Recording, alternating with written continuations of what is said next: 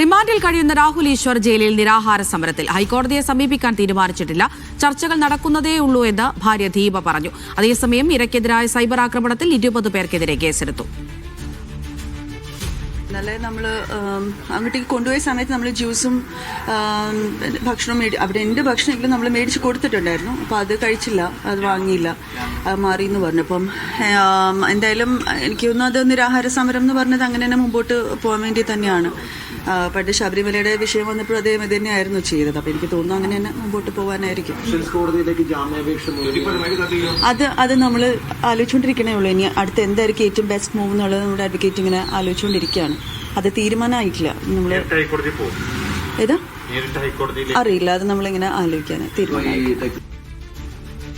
Sijo V John വിവരങ്ങൾ നൽകും തിരുവനന്തപുരത്ത് നിന്ന്. സിജോ, ഇനിയിപ്പോൾ ഏതായാലും 14 ദിവസത്തേക്ക് പുറത്തുനിന്ന് വീഡിയോ അപ്ലോഡ് ചെയ്യാനോ ഐക്യദാർഢ്യം അറിയിക്കാനോ ഒന്നും കഴിയില്ല. അതുകൊണ്ട് ഇനി നിരാഹാര സമരത്തിൽ ഇരുന്നു കൊണ്ട് ഐക്യദാർഢ്യം അറിയിക്കാമെന്നുള്ളൊരു ഉദ്ദേശമാണോ രാഹുൽ ഈശ്വറിന്റേത്?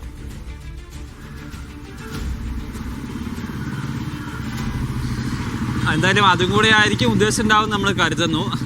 ഇതിന് നിരാഹാരം ഇരിക്കാനുള്ള പ്രധാനപ്പെട്ട കാരണമായി ഇന്നലെ രാഹുൽ ഈശ്വർ പറഞ്ഞിട്ട് പോയത് അറസ്റ്റ് തന്നെ നിയമവിരുദ്ധമാണ്, അതുകൊണ്ട് ഞാൻ നിരാഹാരം ഇരിക്കാൻ പോകുക എന്നുള്ളതാണ്. പക്ഷേ ഈ അറസ്റ്റ് നിയമവിരുദ്ധമാണോ ഇല്ലയോ എന്നുള്ളത് ഇന്നലെ കോടതി പരിശോധിച്ചിരുന്നു.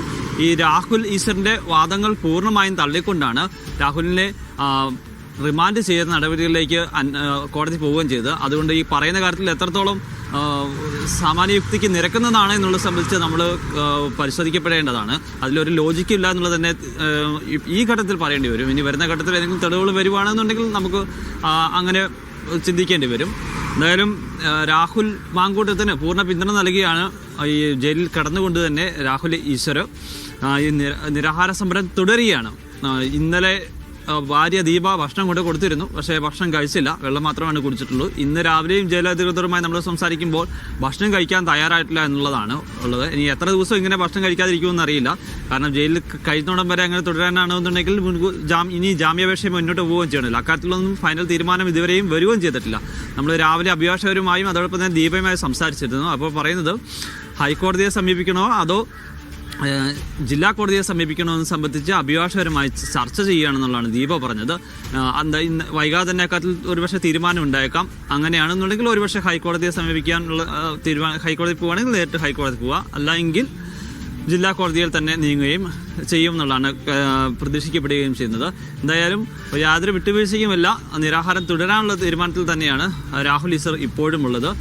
സിജോ, അതുപോലെ തന്നെ നമുക്കറിയാം 2 ദിവസം മുമ്പ് ഈ പറഞ്ഞതുപോലെ എല്ലാ ജില്ലകളിലും ഇത്തരത്തിൽ അതിജീവിതയ്ക്കെതിരെ ഈ അധിക്ഷേപം ഉണ്ടെങ്കിൽ അത്തരത്തിൽ കേസെടുക്കണമെന്നുള്ളൊരു നിർദ്ദേശം എച്ച് വെങ്കടേഷിന്റെ ഭാഗത്തു നിന്നുണ്ടായിരുന്നു. കൂടുതൽ ആളുകളിലേക്ക് അന്വേഷണം കടക്കുകയാണോ?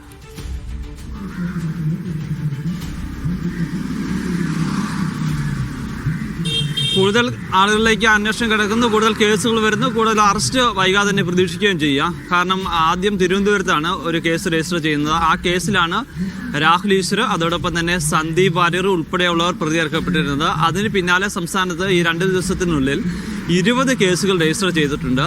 അത് വിവിധ ജില്ലകളിലായിട്ടാണ്.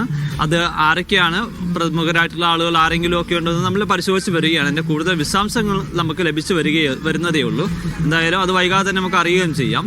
ഇത് ഈ കേസ് അല്ലെങ്കിൽ അറസ്റ്റും ഒന്നും ഇവിടെയും കൊണ്ട് നിൽക്കത്തില്ല, ഇനി തുടരുമെന്ന് തന്നെയാണ് പോലീസ് വ്യക്തമാക്കിയിരിക്കുന്നത്. കാരണം ഈ 20 എണ്ണമല്ല, നിരവധി പ്രൊഫൈലുകൾ ഇത്തരത്തിൽ രാഹുൽ മാങ്കൂട്ടത്തിന് വേണ്ടി പ്രവർത്തിക്കുകയും അതോടൊപ്പം തന്നെ ഇരയെ അധിക്ഷേപിക്കുന്ന രീതിയിൽ പോസ്റ്റ് ഇടുകയൊക്കെ ചെയ്തിരുന്നു. അതെല്ലാം ഇവർ പരിശോധിക്കുന്നുണ്ട്. ഓരോ ഇത് സംഭവങ്ങളും പ്രത്യേക കേസുകളാക്കി എടുക്കാൻ വേണ്ടിയിട്ടാണ് അന്വേഷണ സംഘം ഇപ്പോൾ തീരുമാനിച്ചിരിക്കുകയും ചെയ്യുന്നത്. ഇത് ഡിലീറ്റ് ചെയ്ത് പോയ ആളുകളൊന്നും രക്ഷപ്പെടുമെന്ന് കരുതേണ്ടി വരില്ല. കാരണം കൃത്യമായ തെളിവുകൾ അന്വേഷണ സംഘം പല കേസുകളിലും എടുത്തിട്ടുണ്ട്. ആ കാര്യത്തിൽ ഇനി കേസുകൾ ഉണ്ടാകുമെന്നാണ് അറിയിക്കുന്നത്.